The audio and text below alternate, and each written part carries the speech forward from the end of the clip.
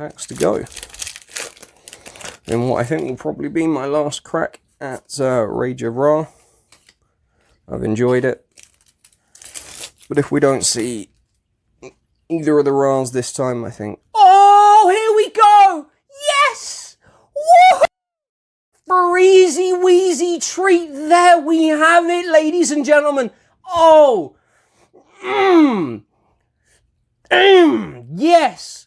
Winged Dragon of Ra.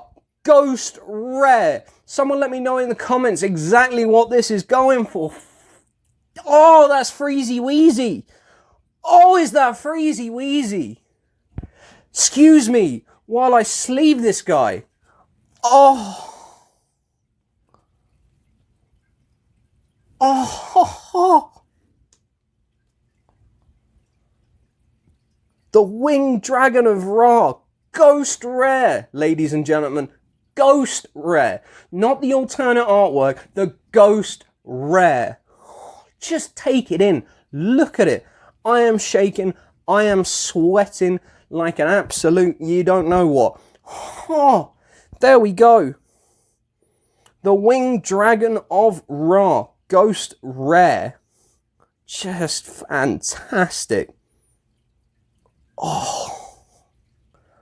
Well, I asked for the chance to let me prove that it wouldn't spoil you. So how did we get there? How did we manage to pull a Ghost Rare Ra out of 6 boxes instead of an average of 12? Well, today's video, I wanted to break that down, just go into my thought process a little bit and just show how I did a little bit of research and a little bit of math to make me feel at least a little bit better that we were going to have a better chance of pulling that Ghost Rare Ra like we did. So we're going to talk a bit more broadly later about singles versus sealed, but to start with, I wanted to break down how we got to that Ghost Rare Ra. So first of all, we set aside a budget for exactly how much we would be spending on the set.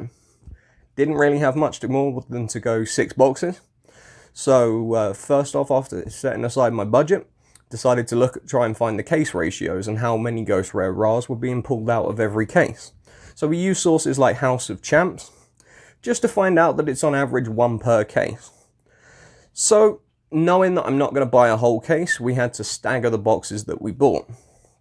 So, to start with, we bought 2, and then we bought another 2 and another 2, and we staggered that over about 5 days. This allowed the other boxes in the store to dwindle down, and hopefully leave the Ghost Rare Ra still on the shelf for me. This is what turned out to be, and each time I went in to purchase my next 2 boxes, I made sure the other one's been selling.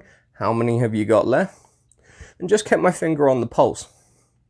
Now, the other part of it is I'm connected in my local Facebook group for my Yu-Gi-Oh community, and I'm decent friends with a lot of people that play the game and crack into sealed product. I didn't hear anything that anybody had pulled the Ghost Rare Ra. So I wanted to use that not as a guarantee, but at least a good nugget that there might still be a Ghost Rare on the shelf. The last time I called my local store, there were 2 boxes left, and I felt pretty confident that as I hadn't heard anything with the Ghost Rare Ra, that there was a good chance that we might have it in there. Now, because I'd done my research, we had 2 boxes left and we didn't have any Ghost Rares on the horizon, I felt like the chances were good. Now, you can't guarantee that's going to work every time when you're opening a box like this, and when you're not going into a full case trying to get a lottery card. But if you can at least try and see if anybody else has pulled it, what the sales of the other products have been like, it gives you a route to go down. Now, the other thing I would say, and I did touch on it at the start, is when you're going down the sealed route, make sure that you've budgeted for exactly everything that you're going to be spending. You're not really going to want to put too much that you're not going to want to take food off your table or rent out of your house to make sure you buy your Yu-Gi-Oh cards. So don't spend more than you could afford to lose. Remember, this is gambling after all, and sometimes when you gamble, you might lose. So while times are tough and it's probably more economical to buy the singles, and overall I would definitely recommend that, try and buy what you can from the local side. Whatever sealed product you can supports the local shop, keeps our locals in business, and keeps everything flowing. So whether or not you're going to go down the big case routes, crack into multiple cases and go after those Starlight Rares and go after the big bucks, or whether or not you can just buy a few packs, anything that you can do to support your local card shop is good. But yeah, definitely from an economy standpoint, the singles are going to be the way to go. But let me know down in the comments, what are your tips for playing the sealed market? Do you only do singles, or maybe you play the singles market, or do you dabble in a little bit of everything? I would like to hear down in the comments, and let me know what you think.